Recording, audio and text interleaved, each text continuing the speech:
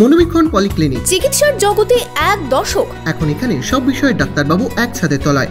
Phone করুন 7477999515 এই নম্বরে। ভোটের একদিন আগে বহরমপুর ব্লকের দৌলতাবাদে খুন এক যুবতী। দৌলতাবাদে প্রকাশ্য দিবালোকে কুপিয়ে খুনের অভিযোগ। ঘটনার পর থানায় আত্মসমর্পণ করে অভিযুক্ত যুবক। জানা গিয়েছে শনিবার বেলা 10:30 নাগাদ দৌলতাবাদ এসআই অফিসের পেছনে মির্জাপুরের বাসিন্দা সাবিয়া খাতুনের সাথে বচসা শুরু হয় পাশের গ্রামের মিঠু সরকারের।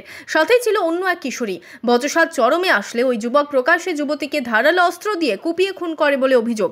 এই ঘটনায় চাঞ্চল্য ছড়ায় এলাকায়। দৌলতাবাদ বাসীর কাছে একটা ঘৃণাত্মক ঘটনা। একদম পোপার বাজার এরিয়ায় একটা মেয়ের খুন, এর কঠোর থেকে কঠোরতম সাজা হওয়া দরকার। প্রশাসনের কাছে আমি আবেদন করব যে ওর জন্যে ফাঁসির রায় হয়। মির্জাপুরের মান্নান সরকারের ছেলে মিঠু সরকারের হাতে আমাদের গ্রামের আমাদের বোন হচ্ছে আর কি রুম্পা খাতুন, ডাকনাম আর ভালো নাম সাবিয়া খাতুনকে হত্যা করেছে আর কি। কেন হয়েছে সেটা তো আমরা এখনও জানি না, কারণ আসামি এইমাত্র শুনলাম, থানা থেকে আসলাম, শুনলাম ধরা পড়েছে, কিন্তু কি কারণে হয়েছে সেটা তো পুলিশ তদন্ত করবে। খবর পেয়ে ঘটনাস্থলে পৌঁছয় পুলিশ। দেহ উদ্ধার করে ময়না তদন্তের জন্য পাঠায়। পরে দৌলতাবাদ থানায় গিয়ে আত্মসমর্পণ করে মিঠু সরকার।